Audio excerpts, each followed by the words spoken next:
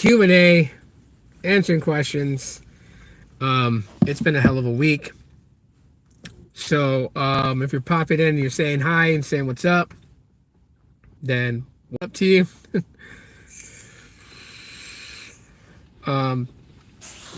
What if it would be better if I just place it like that so I don't have to worry about it actually just like falling? I think that'll probably be like the best thing. Anyways, it's been an eventful almost 2 weeks. Tomorrow will be 2 weeks that I've had the Pixel 9a and been using it as my daily driver device. So it's been my primary device that I use. Nothing's really changed about it. It's always been in my pocket. It's got my Google Fi main phone line on it, right? I'm using the Pixel 8a to live stream right now, and this is using the data only SIM card, which I have to correct. Excuse me, I got a cough. I have to correct the whole thing with the data only SIM.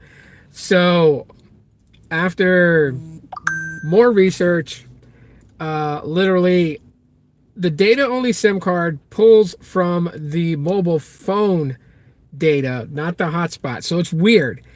I thought I was pulling from the hotspot because all the usage I was doing on my Pixel 8a and it wasn't calculating it.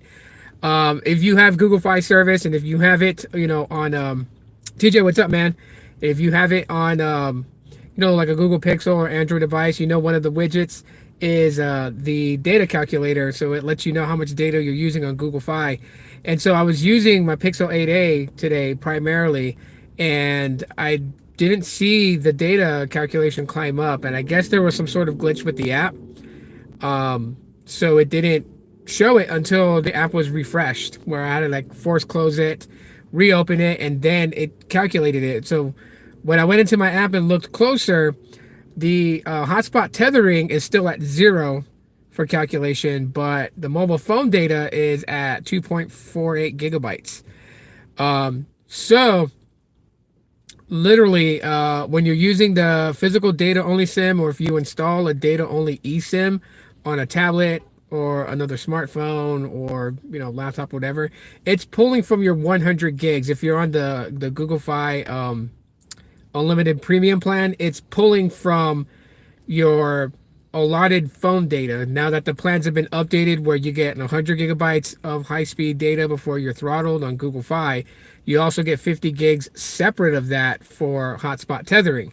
So now if I turned on my hotspot on my Pixel 9a and then had my Pixel 8a connected to it, then it would be pulling from the 50 gigs.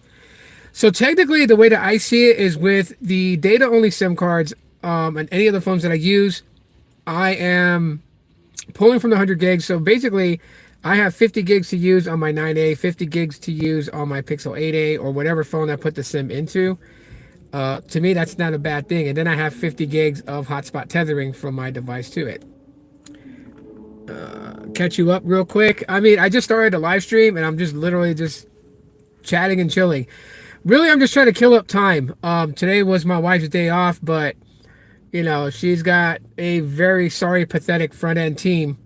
And so nobody could come in to close the store. A person who was supposed to close the store, who put in their 2 weeks, decided to no call, no show today. So that person didn't come up. And my wife doesn't have a team of shift supervisors that support her, right? Like when they need a day off, they cry, complain, or whatever. She gives them the day off. On her days off, I don't think she's really had a day off ever since she's been back to this particular store. It's like every time she does have a day off, someone called in, someone's got an issue, someone's got to do this, someone can't work weekends, somebody's got like a 15-year-old son that they have to watch that's like a 5-year-old. So they can't come in. So who comes in? My wife. So, oh, what's up? Greetings from Amsterdam. Nice. Never been there. Never been there my entire life, and maybe one day I'll go visit it. But nice. Glad to have you here. Anyways, yeah. So as I said earlier, I just wanted to kind of clear that up because I thought data only SIM card was pulling from the 50 gigabytes that you use to tether hotspot. And it's not. It's pulling from your mobile phone data. So It's pulling from the 100 gigs on the Google Fi, which is kind of sad. I wish Google Fi would have opened up data-only SIM cards for the unlimited standard, since that has been moved up to 50 gigs of high-speed data before throttle. I figured they would allow people to, to get the data-only SIM card on that, because there's only two plans still on Google Fi that uses data-only SIM cards. That is the unlimited premium and the Google Fi Flex. Those are the only two.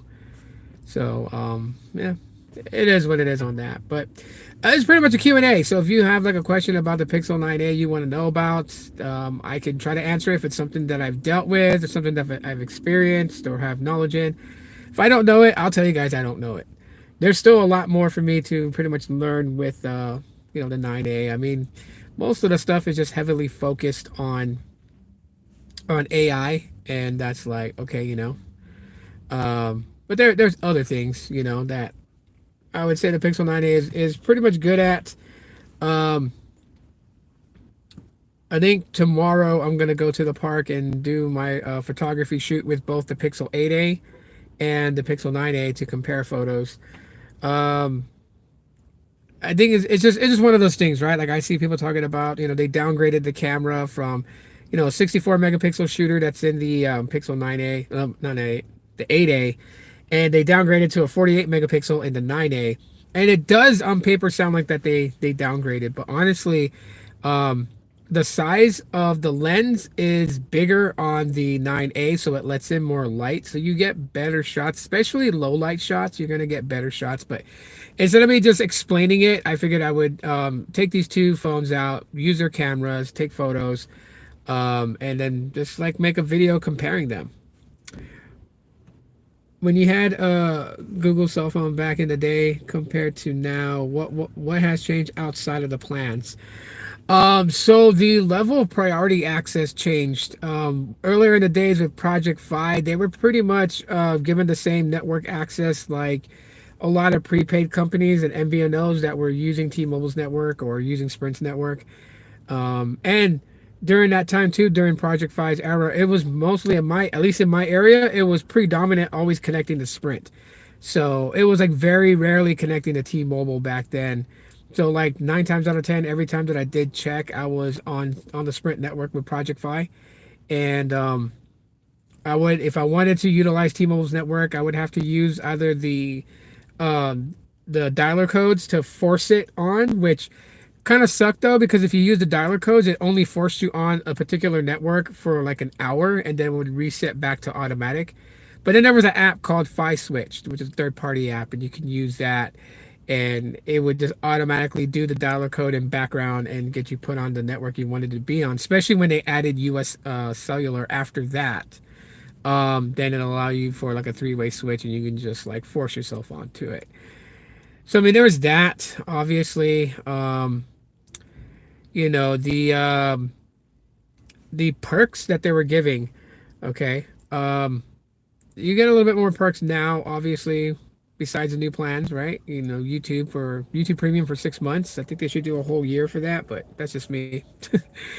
um, but yeah, that's pretty much it. So like the degradation of a smart switching service, which they prided themselves on, and now you see like every other fly-by-night try to do the same thing, right? US Mobile doing the same thing, almost similar, except that with them, and which is why like now I really question why US Mobile does it, because when you do the dual networks with US Mobile, one is your primary SIM, whether you get eSIM or physical SIM, it's your primary SIM, and then your secondary network choice is an eSIM. True, but phone calls and text work, so you actually can use it. This is why they sent me an email talking about they were going to shut down my account. It was like a month or two ago.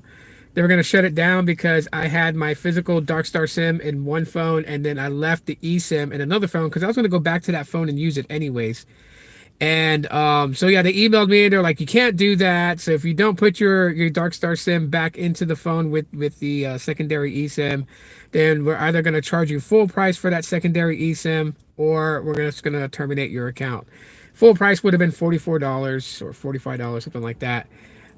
Because it does have a legit number. When I was using Google Messages, both phone numbers were registered for RCS messaging, so it's weird. Google Fi, you can download a data only SIM, eSIM, onto a device that supports eSIM, and calls and text won't work, only data. So I don't know. I don't know what US Mobile's doing.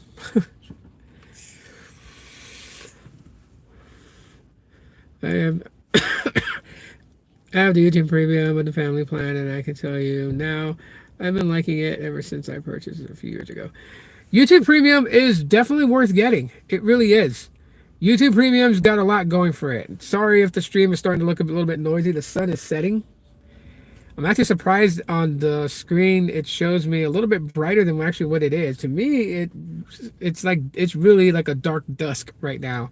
So cameras on a Pixel 8a is pretty solid for live streaming, but YouTube Premium is like the way to go. I think that's like the one service that I will continue subscribing to, because a lot of the things that I look to watch, I find on YouTube. I mean, you can do Netflix and stuff like that too, and yeah, it's nice to have, but YouTube's got movies and stuff like that too. If I want to watch movies, but if I wanted to, oh, the lights are coming on. But if I wanted to, really like watch a movie clip, like sometimes I have this habit where it's like I want to watch something from a movie, but I don't want to watch the whole movie. I just want to watch like certain plot points in the movie, and so you can always found the movie like broken up into the most popular parts, right? Like I can watch a John Wick movie and just get all the good action and skip all the unnecessary BS I don't want to see. I can do that on YouTube. So YouTube Premium has its value for having it. Plus, too, if you do YouTube Premium, you also get YouTube Music, and I like being able to, when I drive my car, I like being able to listen to the music I want to listen to, you know.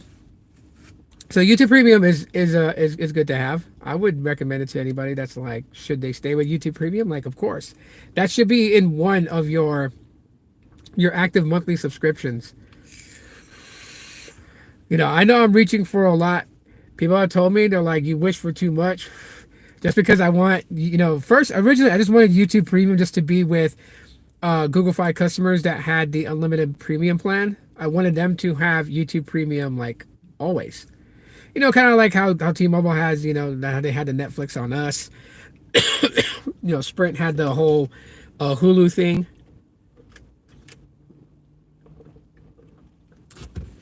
And the reason why I say that, before anyone else says, yeah, that's asking for too much.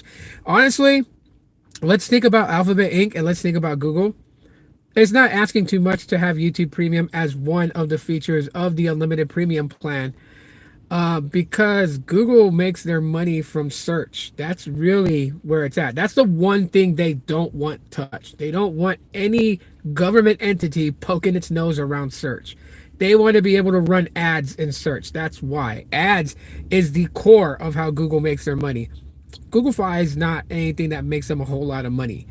Okay, Android doesn't make them a lot of money at all. Android is open source, so it's licensed. Anyone can take Android and build their own version of it. The Pixel phones, it's something that to them, it's not about dollars. Google doesn't look at the Pixels and say we can make a massive amount of dollars. They don't. What they look at it as is this is a way to continue to get people to use search, and advertisements fly their way. Thus, them making money on ads. That's the true essence of it all.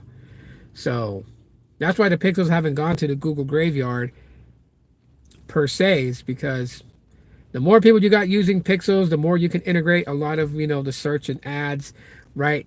And you can integrate it into, Gemini, and Gemini's listening, and Gemini's collecting, your data, and then it's customizing ads tailor fit to you. So when you browse, you're going to see these ads that seem enticing, and obviously Google makes their money off of that.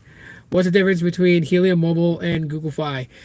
So there's not really much of a difference now, and it really pains me to say this, that you can get affordable service with Helium Mobile. It uses the T-Mobile network as its primary connection right now.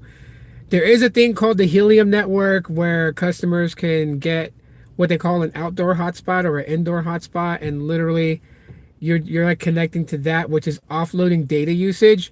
This is something that they have a partnership with right now in beta with Verizon and AT&T. allowing some of those customers to connect to their Helium network to offload data usage from the cell networks. The way that the hotspots work is that if, say, you had one, like you ordered one of the outdoor hotspots, you would have to run, a Cat 5 cable to it from your internet router in your house. Because what it's doing is like, people have home Wi-Fi and they're not always on it, so they considered Wi-Fi that's not being used as wasted Wi-Fi. So they're like, if they gave like a hotspot device that looks like one of those nodes on the cell site towers, and you built one on your roof and deployed it, and Helium customers connected to it, it's like offloading data usage on the network, which alleviates the stress.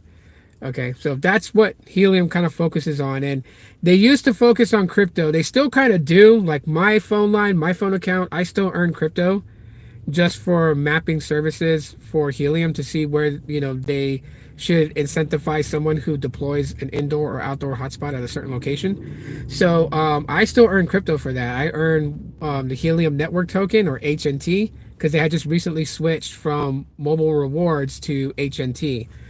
I still get mobile rewards too, which right now I think I have like almost $200 worth of the mobile token. And then I have like $30 of HNT.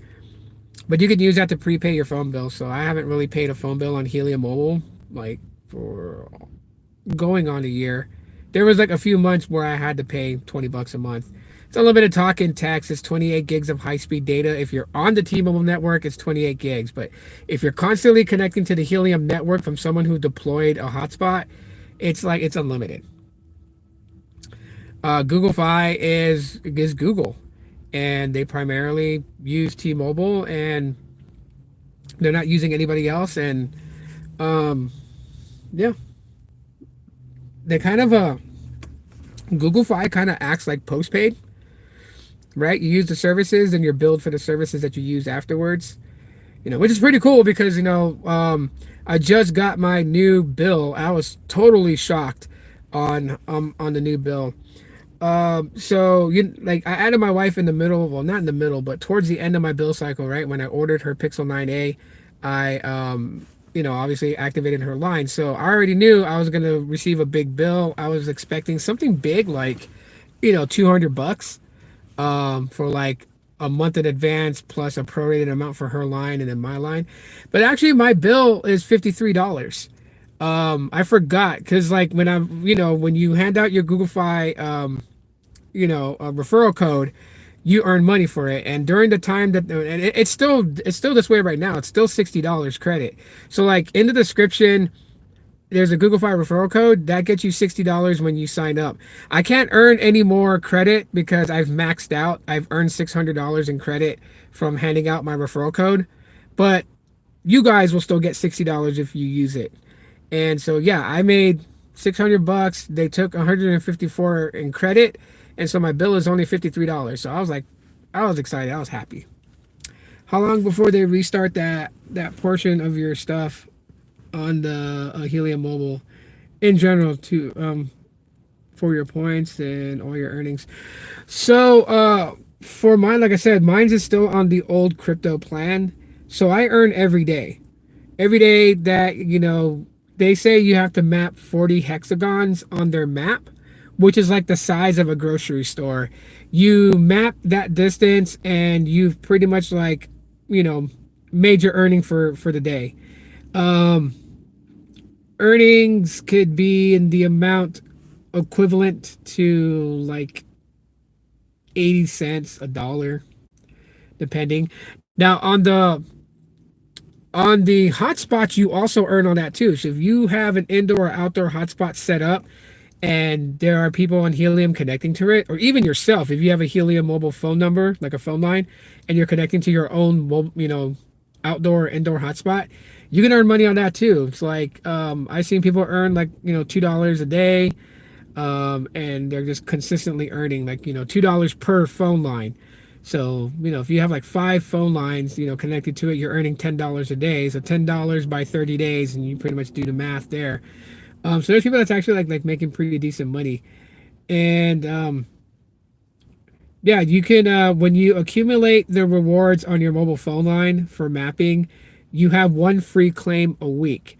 Now you don't have to wait for the free claim. If you buy Solana coin, you can transfer Solana coin to your Helium wallet, and then you can actually do a claim and claim your rewards whenever you want. Of course, it's going to cost like 0.0000005 soul coin. So yeah. What happens after you use 100 gigs of data on Google Fi Premium? Are you throttled or deep? You're throttled. T-Mobile's not going to let them do deprioritization. Like that's one of the things that, like I get people's frustrations about that. They're like, "Oh, why can't Google Fi just like deprioritize us?" They can't. There's terms of negotiations between them and T-Mobile. And if they don't abide by what T-Mobile's allowing them to do, T-Mobile could just pull the plug on their services. They can say, okay, you know what, we're not going to let you guys renew with us for an MVNO agreement. At the end of this year, you guys need to find another carrier to use. It sucks. As I say, like Google Fi is good for people that's not, like consistently using their mobile phone data for everything, right? Um, I've used my phone without ever connecting to my home Wi-Fi, and the amount of usage that I do on my phone in 30 days, I come close to 75 gigabytes of data use. Like 75 gigs. I don't cross 100 gigs. So that's why I'm excited for Google Fi and how they updated from 50 gigabytes on the premium plan to 100 gigs. It's because like I'm like, yeah, if I really don't, have Wi-Fi to connect to, I know I'm good for the whole month because I average between 70 75 gigabytes a month in usage, right? That's what I do, and that includes me editing content on my phone and uploading it to YouTube through the YouTube app. So that includes that usage too. 75 gigs. I don't cross 100. I don't know what people do that gets them to cross 100 gigs, of data usage on their phone. I really don't. Um, And I really don't want to make an assumption and say that, oh, you're using it for a home Wi-Fi hotspot.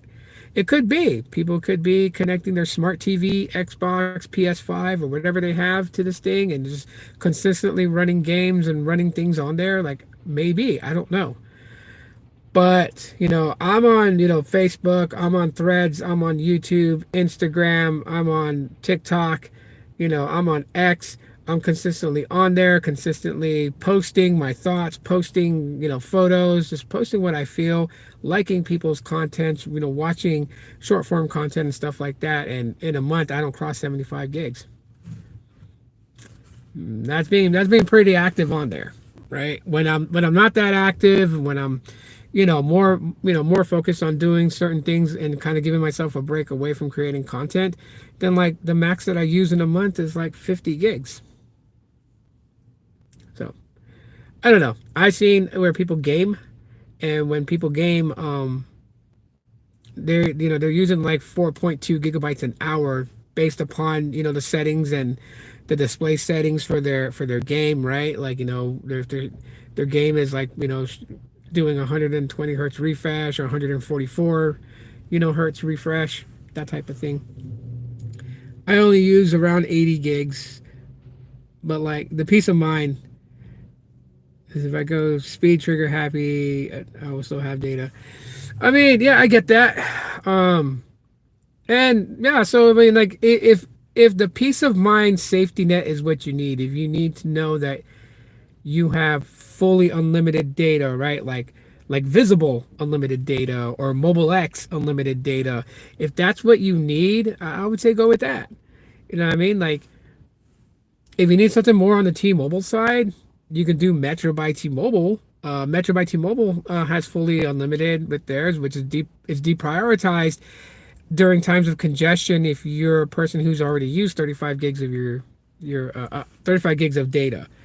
But it doesn't mean that you're slow all the time. I have a Metro line that my daughter's using, and like I was using it as my primary line for a while, and I was doing a lot of speed testing and everything, and I already passed 35 gigs, but I like where I live at, there's not a lot of heavy traffic on those towers, so I was never deprioritized because the network wasn't congested. So you can go with something like Metro if you want to use something similar to Google Fi. Just use Metro because Google Fi uses T-Mobile's network. They don't use any other carrier anymore. Sprint's gone. They've never made a deal with Verizon, which I think they should, um, or AT&T, but I would prefer them to do Verizon. And U.S. Cellular pretty much sold, right? So they don't really have 3 network access anymore. Who knows? Maybe Google Fi makes a deal with Dish to help them out by creating an MVNO deal to use the Boost 5G network.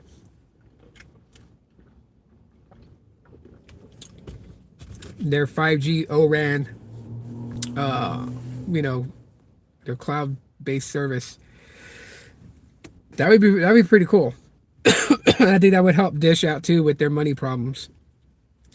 Dish got bad money problems. Anybody got questions about the Pixel 9a? Go ahead and ask it, and I'll answer it. Where did I put my phone at? I put it somewhere. Oh, it's right here. I got a new case for it, so I got this case right here. It's pretty cool. It's like frosted see-through, so you can still kind of see the phone a little bit. It's got that MagSafe ring on it.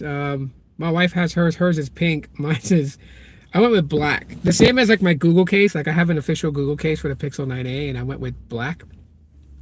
My wife's like, why don't you just get the same color? I'm just like, because I already have the phone. Like, the back of the Pixel 9a is not glass. So if I really want people to see the color of my phone, I can just rock it without a case. But I put a case on it just to keep it protected and everything like that. Like I do have on Fi, I do have the protection plan on it. So it is protected. And my wife's phone's protected too. So yeah, if like, besides the, I think it's like a 1-year warranty it has. Besides the warranty on it, we also do have device protection with Google Fi. So, yeah, eventually I will move all my kids over to Fi. Eventually, I'll have them on it. And then that way I can utilize the Family Link. Family Link is a pretty cool thing, you know, if you want to keep track. But then again, Google Fi integrated where, you know, if each individual on the family group turns on location sharing, then we can see everybody on Google Maps. So technically you don't need to use Family Link if you want to see where people are and like track them by GPS, as long as they're sharing their location. With my kids though, I want to be able to have their location shared regardless. I don't want them to have the ability to turn it off, so that's why I use Family Link. But like if my wife wants to see where I'm at and if I'm okay, and if I want to see where she's at and she's okay, then, you know, we just use the regular location sharing on Google Fi, and we just see where we are. You know, as long as our location sharing's on. And my location sharing is always on. Like my dad and everybody else uses Life 360, which is pretty good too. I have Life 360 on my phone, so my dad can see where I'm at and everything like that. But, you know, at the end of the day, I just love how Fi is just integrating so many things. So even though I have more ideas that Fi should change to become even more competitive and better, I am not going to like forcefully keep talking about it like I'm trying to shove them into that, because I don't want them to just revert back to old things, you know what I mean? These new plans are awesome. And today, when you think about it, companies like T-Mobile, AT&T, and Verizon, they promised price locks on things, and then they add fees and taxes on top of things, right? Like, you know, rest in peace to the whole taxes and fees included. Now I don't feel so bad. Like when people tell me like, oh yeah, you know, I won't mess with Google Fi because they don't include taxes and fees. Well, neither does T-Mobile. Neither does T-Mobile anymore. And it won't surprise me if they decide to switch that up on Metro and start charging taxes and fees to Metro customers. Wouldn't surprise me. And if they do that, then Fi is not so bad anymore as far as price wise. Obviously on the premium plan, given another 50, because if you stay on that plan for like 5 or more years, I have a feeling that it's placed locked at that price. Maybe. I mean, It's a good move that they didn't raise prices. Trust me, I don't think anyone would have really liked the idea of Google Fi raising the price because they raised the amount of data. But then again, it's also like probably the agreement that they've been, fighting hard with T-Mobile to get, right? Like they got to come to the table and they got to negotiate for things. Maybe they wanted to go fully unlimited with their unlimited premium, and T-Mobile knows Google Fi is a big competitor to them. They know this. Yes, I know it sounds weird because they use T-Mobile's network for their customers to have network access. But those who travel business-wise prefer to go to Google Fi than using T-Mobile's international plans. As a matter of fact, shout out to the homie Max Lee. If you guys don't remember him, he was hard on Android. I just ripped him off right there. Sorry, Max. I'm not, I want to pay homage to the guy. I miss the guy, and I miss him making, YouTube videos and, how to flash this ROM and, how to do this with an Android phone, how to unlock bootloaders and all this other stuff. Like Max is so damn cool. He's still doing videos if you guys don't know that. He's still doing videos, but he's doing the Dr. E skateboard and other stuff, right? Since he left the United States, because of government regimes, government policies and stuff, he left the United States and, he went, I think he moved to South Korea. He's out that way. And, he's still making videos. He still is. I know some people thought that Max was being an ass because, he was watching his channel tank. He was watching other people's channels explode. And, he had been doing YouTube for so long. And, he got a little frustrated and he vented his frustrations out on it. I mean, can't blame the guy. I understand where content creators come from. Like, even right now, like my channel is on its last threads. I know my channel is dying. I know it is. I'm looking at just how things are. I always watch the progress of my channel and see how things go. And like I said, I'm not going to stop putting content. Even only if like one person watches a video, I'm still going to keep posting content. But I know my channel is not doing good anymore. Well, people found different YouTubers that they're into and they subscribe to them and they go and watch their videos more. I mean, I was getting on an average, 150 to 500 views, and now I'm averaging 50 views or less. Some videos will get more. It's like weird. Like the first 2 days, the video's been up and available to watch. It's like at 53 views. After 2 days, it may start to climb up and get like 100 views, 200 views, 300 views. If I'm lucky, 1,000 views. But it's really not like that anymore for me. And I understand, like eventually people will get tired of the way that I do videos or the things that I talk about, or maybe they're just like, this guy's too much into pixels, so he's one-dimensional, or whatever the case may be. But the only reason why that the channel is that way is because I'm only good at being me. I'm not good at being anything else. So I like Google Pixel, so I like to share as much coverage of it as I can. As I watch other creators just kind of focus on certain things, I'm like, well, you're leaving certain things out that people should know about. That's where I like to make the coverage at. I share my, thoughts and my excitement for the new phone I have and compare it against all the other phones that I have. And, I like to keep videos updating people on how my other phones are doing after, so many years of having them or months of having them, depending. That's what I do, and I guess it's not appealing anymore. Maybe some people find it appealing every now and then. People got lives too. People make changes in their lives. Things get better for them, or maybe they took on a second job, or they started their own business, so now they're like really dedicated to their business. And I get people got better things to do than get on YouTube and watch my videos. I totally get that. So every view that I get, I'm humble about it. I'm humble about it because I'm like, no one really has to be here to watch it, right? So I understand why Max Lee was a bit frustrated. And, I miss watching his content. I really do. I guess the Pixel 7 has some issues and they have to do another... Oh, really? This is becoming worrisome. Appeasements programs on 2A series devices. I wonder what that is. I haven't heard nothing about the Pixel 7a having issues. Or recent issues. Like, what's being said about it? Is it battery related?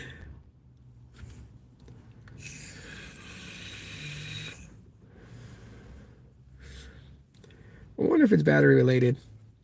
I can tell you guys I haven't noticed any issues with my Pixel 7a, but makes me want to actually put my data only SIM on my Pixel 7a and start using it and seeing if um if I find any issues. So I do know that this new program is not program, but this Android 16 is bringing a feature to Google Pixels, and I know that Google has to know that there is a possible issue with batteries on Pixel devices the older they get. Like the software update did something to the Pixel 4a's battery, right? Totally get it. But now, the Pixel 9a has this thing where once it reaches 200 charge cycles, they're going to start throttling the charge voltage and as well as the battery. The battery capacity is already, it already gets throttled. My Pixel 8a's battery health is 99% right now. My, Pixel 9a, well, obviously it's 100% battery capacity. My Pixel 8a's already been through 137 charge cycles since I unboxed it in June of last year.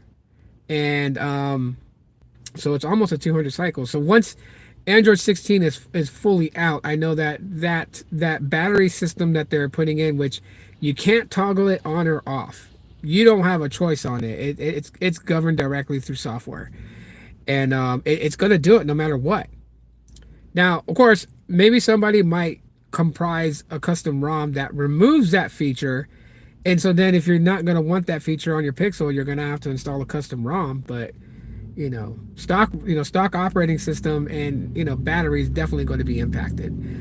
This thing is supposed to prevent the battery from overstressing as it gets older, because lithium polymer batteries, they're temperamental. They degrade over so many times. They hate heat, so if your phone heats up quite a bit, well, you're causing damage to the battery. Which is why living in this state of Arizona, especially in the city of Phoenix where it gets hot, this is like the worst place for people to have smartphones, because your battery will degrade faster than if you lived in another place where the temperatures were more balanced and a little cooler. Somewhere that didn't affect your phone too much and make it really hot. Here, your phone's gonna get hot. Like, the summer's coming up, so recording a car vlog during the mornings, like 8 o'clock in the morning, I'm barely going to be able to do that, because the moment that I record 5 minutes of video, I'm going to get that dreaded message that your video resolution's been has been degraded because of heat. And then not long after it gives me that message, then it's going to tell me your phone's too hot, and it's going to stop my video recording. Like, that's like probably the worst place to have a cell phone. And like, city experts believe that by 2030, the average temperature in the warm season here, especially in the summer, is going to be about 132 degrees. That's way too hot. Yeah. I don't like the heat as is, but also I'm kind of happy that next week I'm moving into our new place. Just because the current place that I'm living at, it's very old. It's breaking down. There's a lot of problems with the unit that I live in. I mean, it's nice, it's spacious. I like it. I like that it's got a big backyard for my dogs, but yeah, the freaking AC can't keep the place cool. Like, once we're in the summertime, like in the month of July, and it averages 117 to 120 degrees, with my AC on, it can only cool the house down to like 88 to 90 degrees. Still hot inside. You don't start feeling the cold air again until probably end of September, October is where you can start feeling the cold air from the AC at night. So from July to October, it's hot always. So moving into a townhouse, it's got a gated front yard, so that's nice. My dogs are there, so they have room to run around still outside. And it's in a better neighborhood too. I don't know if you guys follow me on X, but I posted a video on X kind of showing what where and all how it all happened. But some dude the other day, what was it? Thursday morning, some dude tried to break into my apartment into because like we live in like a not a duplex but like a tripleplex. Um, and so our unit, he hopped the wall into the backyard, and it was the funniest thing ever. He hopped the wall into the backyard because my son's bike is missing. Like my oldest son, he has a bicycle, and I guess he was going to use it, at ASU to ride around, but it went missing. And I started noticing that every time I would go early in the mornings to walk my dogs outside in the backyard and let them do their business and everything, like something looked like it was moved out of place, touched or whatever, right? I don't have security cameras installed in that place. It's just not good. Landlords won't let us do it. So anyways, so I finally caught the idiot who's been doing it. So my wife and I came home from dropping my daughters off to school, and we got breakfast. And so we pull up, we park the car, and I look from the rear view mirror because my wife reverse parks in front of the front door of our unit, and the wall is right next to the front. It stretches from the side of the unit around to the back. That's why I say it's a big yard. And I see a head. I see like someone's curly hair just dipped down behind the wall. So I'm like, hey, I think someone just jumped the wall and got in our backyard. So my wife like rushes inside the house, and I go to the side where there's a gate that goes to my yard, and I'm listening for whatever and trying to look through the wooded panels to see if I can see somebody, and I hear like footsteps and it's kind of rustling around in the dirt. So I go by the front door. I tell my wife, I'm like, release my dogs, let my dogs out. And the guy heard me. As soon as I said, let my dogs out, she opened the door, and my German Shepherd Velvet was the first one out the door. And it was funny because Velvet is followed by two small Chihuahuas that are trying to get them some. So they were all running after this guy. This guy hops the wall, and I see him. He sees me. He hops the wall and throws himself fast to the ground. And then, where he hopped at, there's an alleyway with all the garbage cans where we dump our trash. So he hops the wall into that alleyway, runs up to my neighbors that lives on the next street over, hops their backyard, and starts cutting their way through the neighborhood.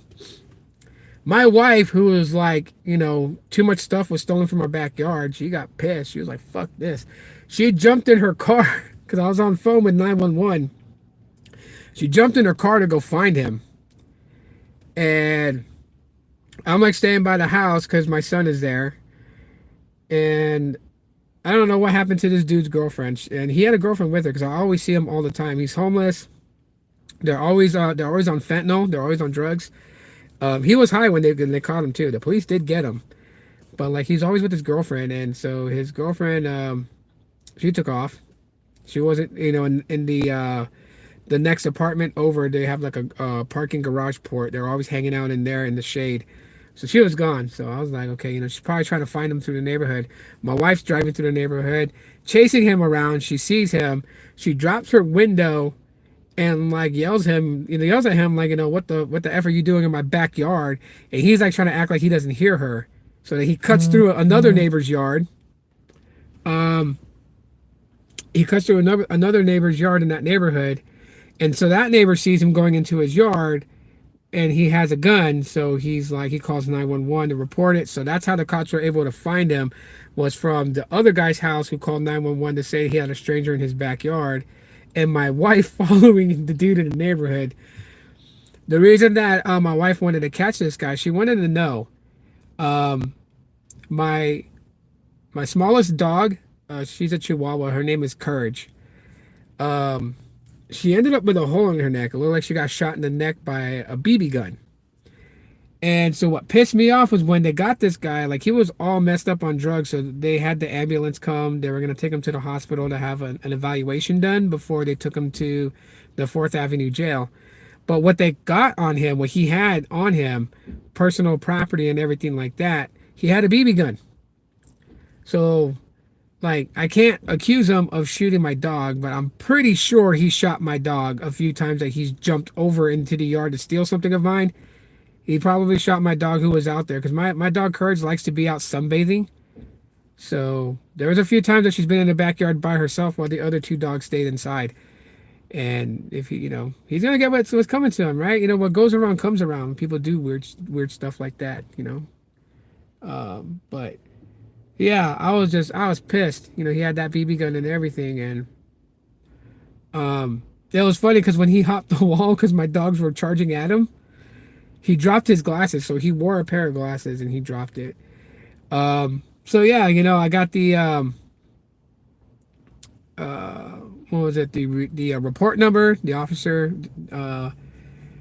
his lieutenant who was on scene, gave us the report number, and then I was contacted by Maricopa Sheriff's Office for them to give me the booking number, so I can. And then they wanted to know if I wanted to write a victim impact, letter to give to the judge before his arraignment, because he went before a judge he was arraigned, for his charges. I think they let him go. I think they let him out on his own reconnaissance. So he didn't have a bond set to get out. He was released on an RO. And but I'm pretty sure he'll think twice about coming back to my place. But yeah, that's what that whole ordeal about. It was crazy as hell. Um, it was absolutely crazy. But that neighborhood's always been bad like that. Like I already knew it was bad. I don't live in the best neighborhoods. I don't have the best house, and someone's light is so damn bright. Literally, it is bright. So all this coming week, I'll probably have like some videos that I never not uploaded. They're uploaded, but I never set them to public. I'll probably set those videos to public just to have content up for people to watch. Majority of this week is going to be packing and loading and moving stuff to the new place. I'll do if anyone wants to know what it looks like on the inside of the place that I live at, I'll do one of those video tours. But it's a townhouse, upstairs, downstairs, and the neighborhood is, the property is really nice. My kids are happy because they have a pool. So my kids are like, we're gonna go swimming this summer. I'm like, yeah, do your chores and I'll let you guys go swim. But yeah, the neighborhood is a bit safer, so I can do, like walking vlogs. I can do those types of videos and stuff like that. I don't have to worry about, somebody trying to stick me up from my phones or shooting me, from across the street to rob me. That type of stuff happens in the neighborhood that I live at currently right now. What is the subject? It's a Q&A for Pixel 9a. If you got a question about it, if you want me to answer about it, ask away. Right now, I'm just like free talking, you know what I mean? Kind of like vlogging. I talked about Google Fi for a little bit. Was on that subject. I talk about Max Lee, high on Android, and how I miss watching his videos and his live streams, especially when he was live streaming on Periscope too. I don't know if you guys watch him on Periscope a lot. I know he was doing that before Periscope integrated directly into Twitter, but then he was like live streaming on Twitter. But yeah, the olden day stuff. I know, like the olden day tech people, we're phasing out. I'm phasing out. There's a lot of people that's phasing out that I've known for so many years. I don't know what's going on with CV Tech. I really wish that he would come back to YouTube and start dropping videos again, but I don't know. I haven't really talked to him, so I don't know what specifically is going on. I used to do TikTok, but I felt evil spirits there. Okay. I mean, do you, man, right? But however you feel, it's your life, you're right. So, you do what you want to do on that. My wife's probably wondering where I'm at. I feel so bad for my wife, man. She's like, she's supposed to have a bunch of shift supervisors underneath her to help her out. And my wife doesn't act like one of those stuck-up bosses where, she makes them do all the work and she does nothing. She works harder than all of them. And she does more hours. I know the store director is upset because my wife's getting overtime.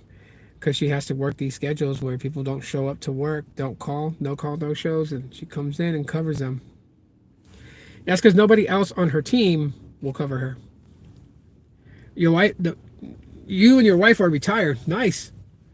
How long have you been retired? You had your first computer in '84.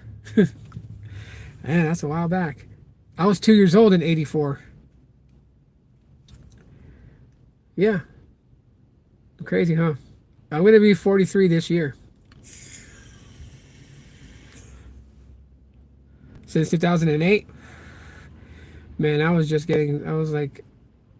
getting my life settled in 2008.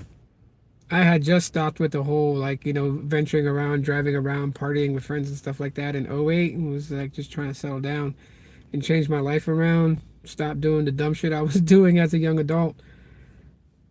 So yeah. As a matter of fact, I met my wife a year after. You're born in '65, so you're 2 years older than my late mother. My mother was born in '67, I believe. I think so, yeah. No, never mind. I got that mistaken. No, my mom was older than you. Yeah, I believe that. I believe everyone goes through things to change in life.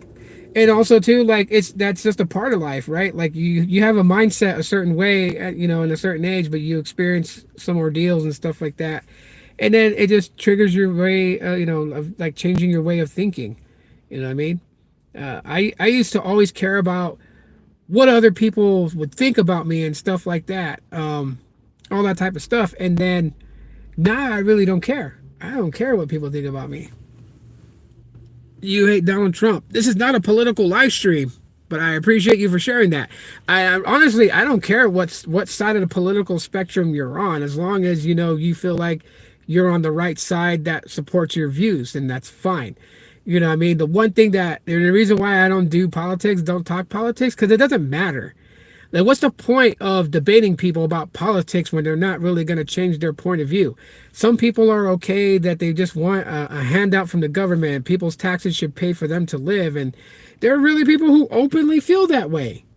I don't believe in that. I don't think my hard-earned tax dollars should go to you not having to work a job.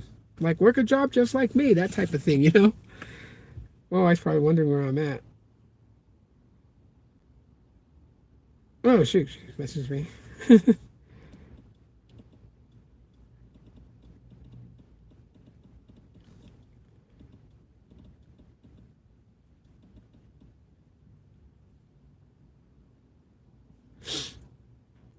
But yeah, I don't do politics on here because people get sensitive. So, however you feel, that's the right answer for you.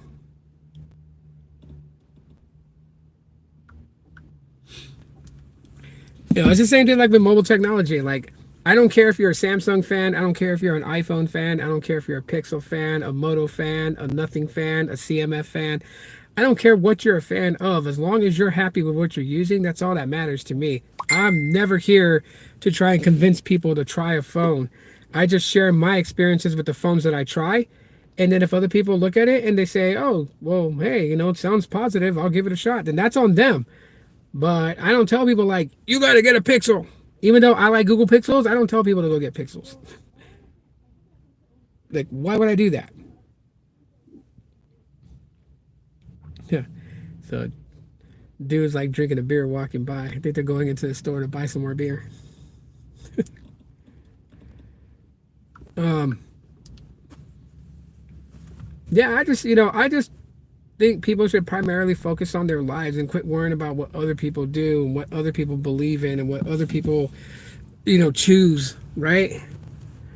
It's almost as if, like, society today wants people to be like iRobot. Everyone do the same thing. But if everyone's doing the same thing, then how do we celebrate, individualism? How do we celebrate one's, individuality? How do we do that? You know? If we're all supposed to be like-minded, like, I won't tell anybody what they need to believe, and I expect the same respect. Like you can advise me on something that is near and dear to you, but don't get mad if I don't adopt it as a belief for me.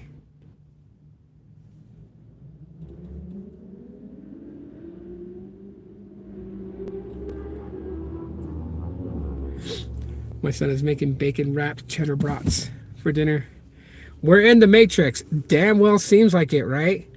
This is what's got us plugged into the Matrix. Man, if we really were in the Matrix and there were agents, I would meet with an agent just to have them reprogram my life, add a few things in there. I wouldn't change too much. I still want the same woman as my wife. I still want the exact same kids and the amount of kids I have. I just want like a few little things added in there, you know. My dream in life was to one day open up an internet cafe where people can come in and buy coffee, buy, cappuccinos and things like that, sit down with their laptops and either game on my internet, paying, for internet access, just to be in there and use it, have different types, like have fiber connection and, have uh, basic, like wired Wi-Fi, not fiber, so not the speeds of fiber, but like what's a step above DSL. But anyways, to have that, that's always been my dream. And then I wanted like a glass counter with a bunch of phones that have been either refurbished or that are brand new, and just sell phones. I would love to do that. That would be amazing for me. But you know what I mean? I made very poor choices in life at a young age. I know you can bounce back from it and you can strive hard. That was like one of my first things. Like when I first started YouTube, that was like one of my first things. I thought, if I could go viral and make huge money off of the whole YouTube partnership program, I could take that money and start my own business. That was my initial dream and goal from way back in the day, back in 2011. That has since changed. It's not easy to do content creating, but it's something that I enjoy to do. Plus, too, it kind of helps calm my ADHD because I do have ADHD and I don't take meds for that. This is my meds. Making content, live streaming, talking about mobile technology, that's my medication for my ADHD. That's what calms me the fuck down. Um, I'm in my 60s and I don't want to go back to what I did. What did you do, if you don't mind me asking?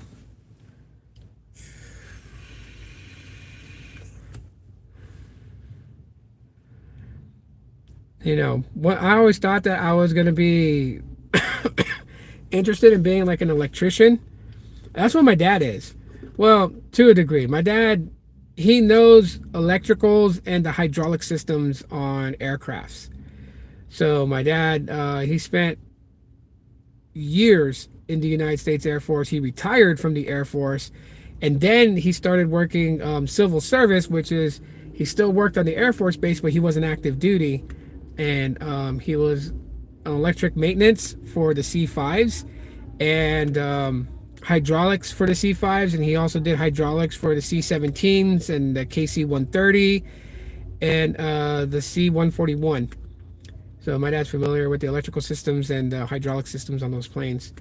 And so he did that civil service for another 20 years. And now he's retired from that, but then he's not really retired because now he drives cars for dealerships. Like he takes a car from a dealership in his town and he drives it to another dealership, like whether it's in Dallas, Texas or San Antonio. Like he drives, cars there, picks up a car from their dealership and brings it back to his hometown dealership, right? They do like a car trade and stuff like that. My dad loves to drive, so he just that's his time, his piece away. I appreciate it. The reason why I say that is because my dad's of age already. And so here's the interesting thing. This is like part of my worry. So if I don't seem like myself, it's because I'm really scared. I mean, like I know death is a part of life, right? I lost my mother 2 years ago, almost 2 years ago. This October will be 2 years that my mom passed away.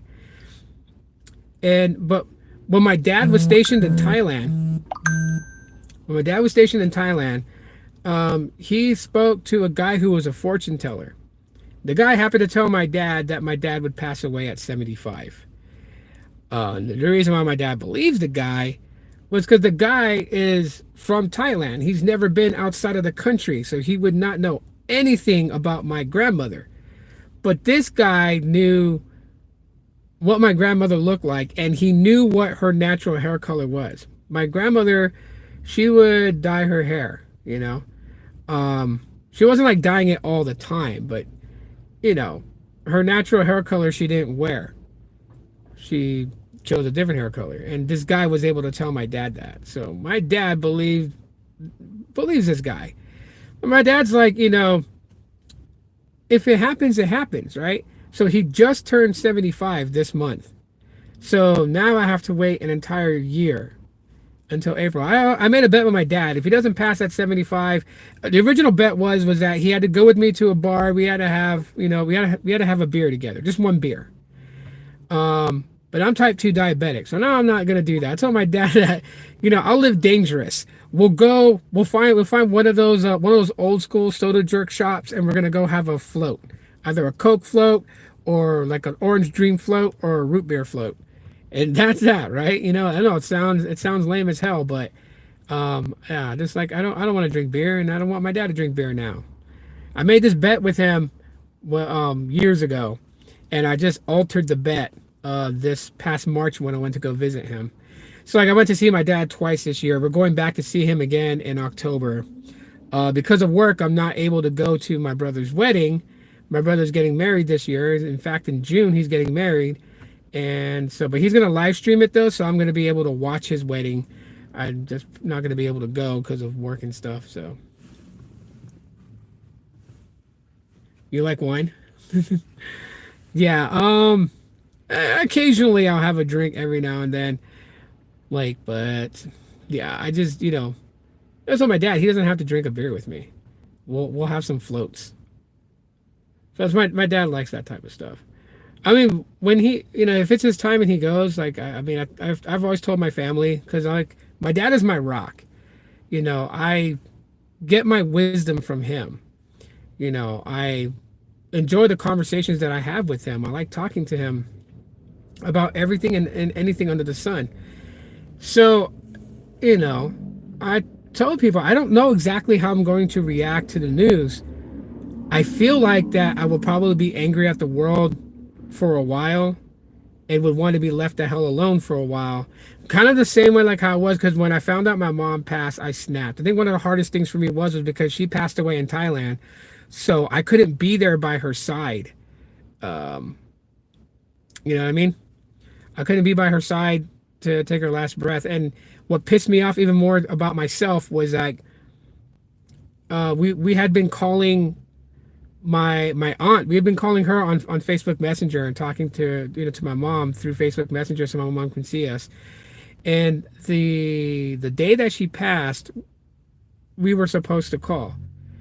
But I was tired and I just went to sleep. And weirdly enough, my sister was the same way, because we usually group call and talk to my mom. And my sister fell asleep. She was just, for some reason, she was just dead ass tired, and so was I. And I woke up the next morning and I'm like, okay, I'm thinking like, hey, I'll probably just call my sister at about 9 p.m. my time. It'd be 6 p.m. her time. So we would call over there. In Thailand would probably be about like 7 a.m. in the morning, 8 a.m. in the morning. But throughout my day, when I was just going throughout my normal, my sister calls me on Facebook Messenger and she's just like, my mom passed. I cried like hell. I was mad. I put a hole in the door in my bedroom. Probably wasn't the best thing to do. I just socked the hell out of that door and just broke it open. And I wanted everyone to leave me alone. I just didn't want to be bothered by anybody. I needed to get my mind right. And I feel like it'll be the same thing with my dad. Hopefully not. Maybe I'll take it much better, because I've experienced death. I've lost a really good friend back in 2019. I lost another good friend who was my wife's one of her best friends in So I thought I could handle death, but it's different from like when you lose a friend to when you lose, family.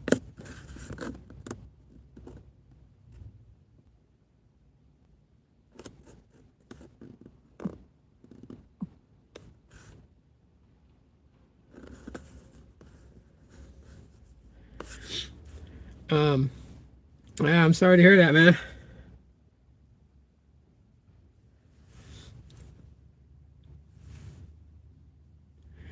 Yeah, so like everything that my dad did, and this is something that pisses my dad off, but bless his heart, I love him for it.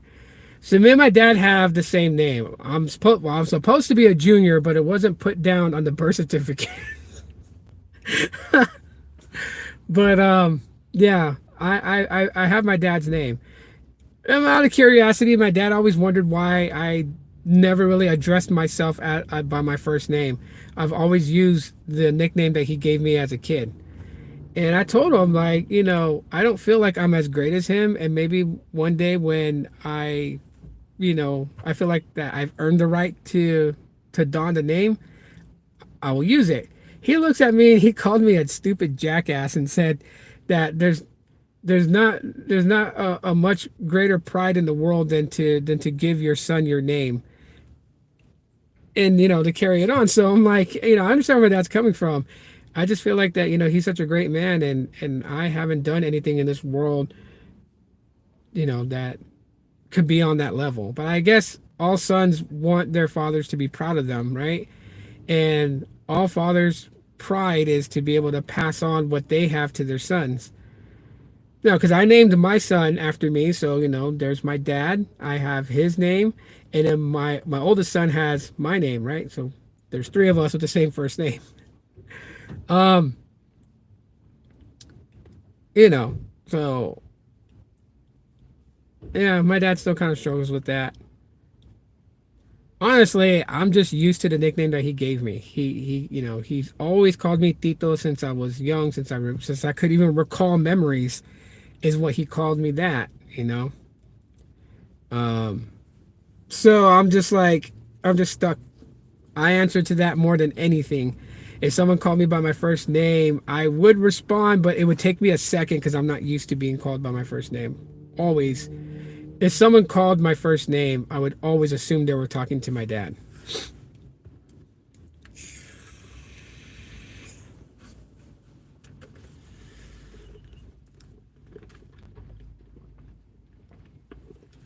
Oh, that's cool. Your dad was a real estate franchise owner? Awesome. So yeah, hopefully one day, this October, I want to take my kids to go visit my dad. Initially, I was supposed to move to where my dad lives, but in that town, it's a small town, there's not a lot of jobs. So I didn't want to uproot my family and move there without having a job secured so I can pay bills when I move there. So we plan to just do that move next year. And so we ended up finding us a better neighborhood to move to here. And I put down the deposit last week. And so I got the first month's rent together this week, and we get the keys and I move in. I gotta start moving all my stuff over, transfer my power from the old place to the new place. I gotta contact Metro by T-Mobile and have them unlock the geo lock on my T-Mobile home internet and give them the address to where I'm moving to. I double checked it on their website to see, so I know the Metro by T-Mobile T-Mobile home internet would work there, fully unlimited, not on their T-Mobile home internet light plan. It's not going to be on that. It's going to be fully unlimited, and I just have to have them lock it to that geolocation, so that way when I go there and I plug it in, internet's working. T-Mobile's not bad. I know some people are upset because of the price hikes and everything like that. T-Mobile's undoing everything that they promised they wouldn't do, especially when they wanted the merger with Sprint. They had guaranteed more jobs, cheaper prices and stuff like that. So yeah, it's tough to see what T-Mobile customers are going through now, and if anyone's trying to do a class action against T-Mobile because of a promise that they broke. They have all these companies now doing these things, price lock guarantee, and it's like, sounds really bad. When a company says price lock guarantee, because then it's like there really is no guarantee. Like, Google Fi, I'm with them right now, and I enjoy their services. And if they raise the price, of course I'll be upset that they raised the price, but I wouldn't be furious with them because they didn't promise me a price lock for 5 years. They didn't say for 5 years your price will never change or anything like that. So I know what happens with all that. My folks have us on AT&T.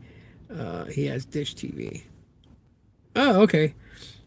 My dad has I think he has Direct TV. Yeah, because my dad has bundle. My dad's on AT&T. Where he lives at, AT&T works the best. I know this because I tested out US Mobile Dark Star out there. Oh my God, those great speeds.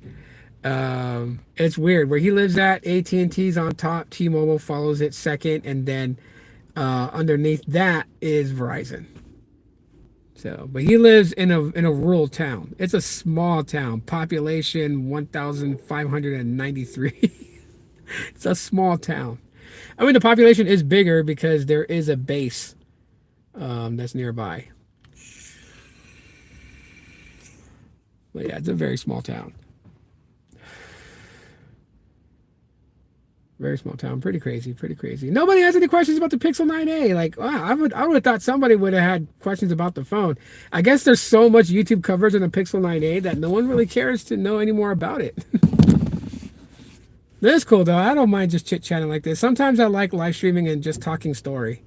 I mean, back in Hawaii, that's just the thing that we did, and everyone was just like, we get together with our friends, probably hit the beach, get the grill out, unless they had a grill there. Have some food, some meat and stuff like that, marinate it, throw it on the grill, have cases of beer, pop beer, and then that's what we do. Talk story. That's our lingo. That's what we say. When we gather and we just talk like this, share stories, talk about how we feel, talk about whatever's going on in the world. It's just talking story, just to relax. Eventually, one day, I'm gonna take my kids to Hawaii. I know they're excited to go. They really want to go see where I grew up. You're on an iPhone 14 Pro Max. Is Pixel different than Samsung? I mean, Pixel is going to be closest to like what the idea of Google stock Android is going to be.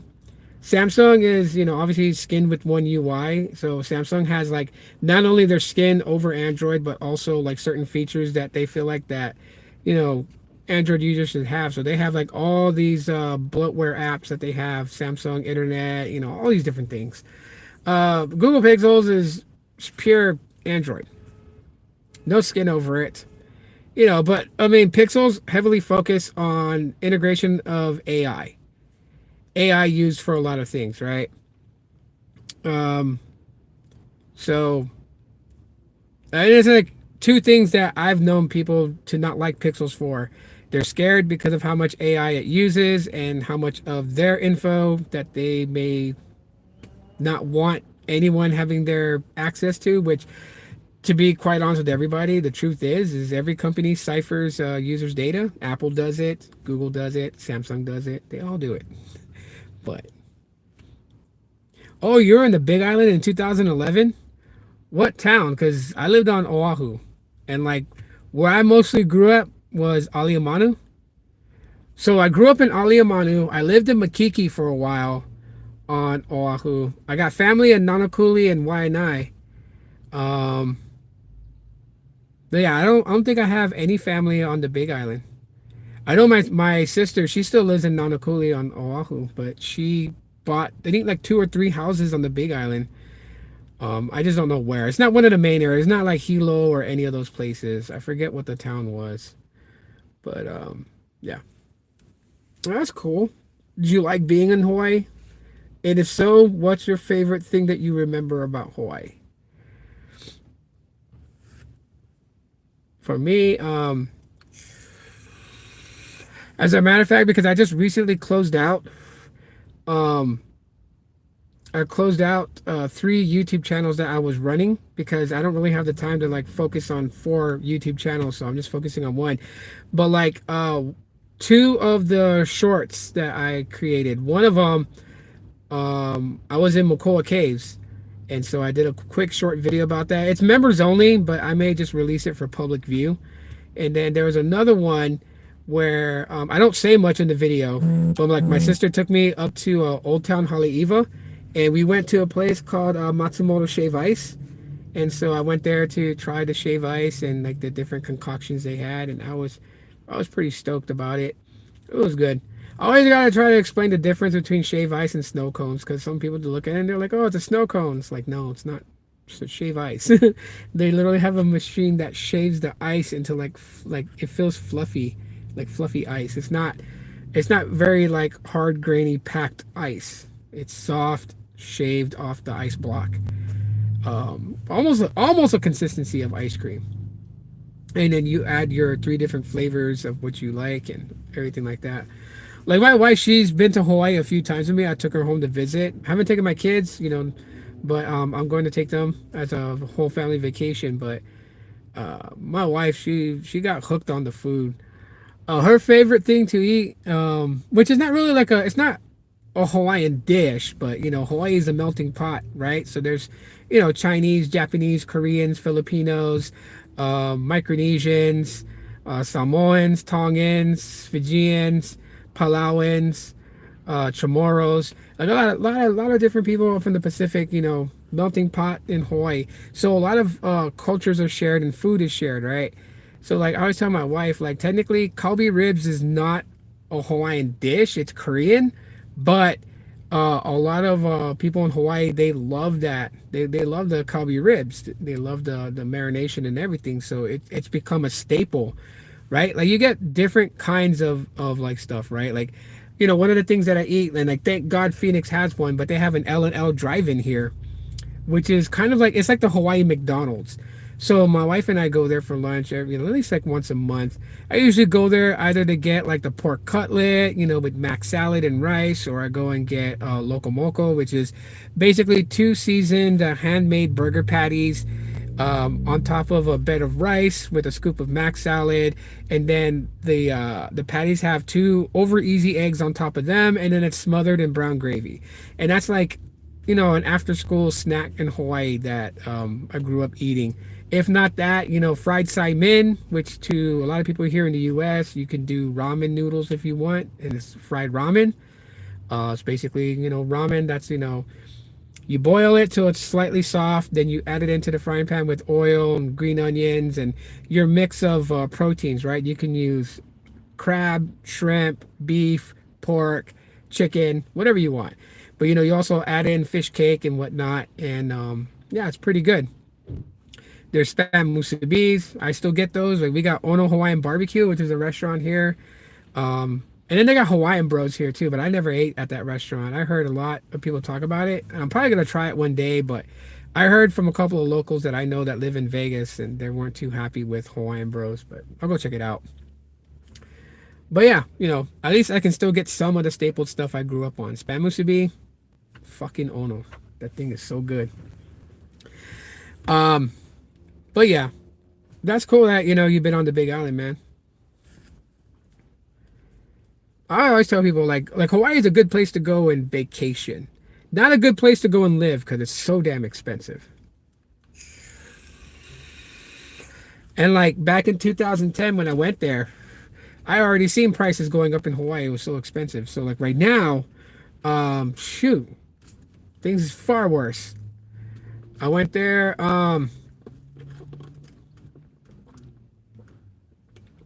In November of 2023, I went there. Spent the week out there, just with my sister, and yeah, shit. I gained a lot of weight just being there that one week. We went. My wife and I went to L&L's. Then we went to Soon's Korean Barbecue. We hit up a couple of other restaurants out there. I like went for everything I could, even 7-Eleven. And like I know some people will be like 7-Eleven. What's so special about that? You gotta go to 7-Eleven Hawaii. You gotta go there to know why. Okay, because I went to 7-Eleven and stocked up on Manapua and pork hash. Like I went for it all, and of course spam musubis as well. But manapo is really good. It's a Chinese rice bread. It's stuffed, so it's stuffed with things like chasu.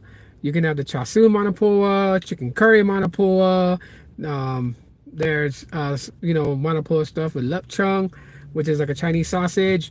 There's different types, and it's a on the fly, on the go quick meal. So good, kind of like, if I was to say what type of popular dish it would be comparable to the U.S., it's like eating a ham and cheese sandwich. That was our thing in Hawaii, manapoa. And then pork hash, obviously, Chinese. It's a pork dumpling that's wrapped with a rice, a rice. I don't want to say this. It's rice paper, but like it's like a rice pasta around it, right? Kind of like a tortellini, but not. So Chinese dumpling, but it's stuffed with pork stuffing. The pork is mixed with pork, a little bit of breadcrumbs, and some other ingredients like diced carrots and stuff like that inside, and it's wrapped in a rice paper, and it's steamed, right? So it's like a dumpling, but it's really delicious. And they got two types now. When I was growing up, all we had was just regular pork hash, but now they got spicy pork hash where you can douse it in sriracha. So there's all kinds of good stuff there to eat. If you ever go to Hawaii, don't go to like your normal places. I always tell people that. Give the local restaurants, the local food a chance. You know what I mean? Like if you want something that's similar to an IHOP, go to Koa Pancake House. Very similar to IHOP, but with the own Hawaii spin. And of course, if you did, you can go to McDonald's and get McDonald's food, but try the McTerry. So like here in the mainland, they have the McRib, right? That's like the seasonal sandwich. I think it comes in October or November. And right around that time in Hawaii, the McTerry, the teriyaki burger, the McTerry comes out as a seasonal burger. It used to be on the menu all the time, but then again, McDonald's menus in Hawaii is a little different. You get your main staple stuff, right? Your Big Mac, your McChicken, and all that stuff. But then, like for like the breakfast platter, instead of like a biscuit, and well, they have that one, but they also have a different breakfast platter, which is like scrambled eggs, Portuguese sausage, 2 scoops of steamed rice. That's breakfast in Hawaii to a lot of locals there, so they have it on the menu from McDonald's. So, give or take. Anyways, I'm rambling on about Hawaii. I've been on for about like an hour and a half. I appreciate everyone that joined in and hung out. I appreciate the 10 likes. I appreciate, the attention that was given, right? You guys could be doing something else on a Saturday, but you watched me for a little bit of time. So I'm very humble, appreciative about it. Sorry, nobody asked any questions about the Pixel 9a. I guess nobody really gives a shit about the phone. And that's totally cool, because I had fun just talking story with you guys. And that's one of my favorite things to do on this channel. And I'll do more live streams like this. I just hope more people come back and keep coming back for them. I don't know. You guys can always leave a comment too and tell me what types of videos would you guys like to see on the channel. Would you guys want to see me step away from tech and just talk about other things? Please let me know. I don't mind. I don't mind the suggestions. I don't mind the feedback. My thing is as much as I enjoy making content, I also like to know that I'm making content that you guys will enjoy. So yeah, this lady's leaving. She's trying to be nice and not blind me. She's, bless her heart. Anyways, I am out of here. I'm gonna go check out my wife, see how things is going with her. I love you guys very much. You guys be cool, be safe. Leave your comments, questions, concerns, emotional outbursts, anything like that. And yeah, I'll talk to you guys later.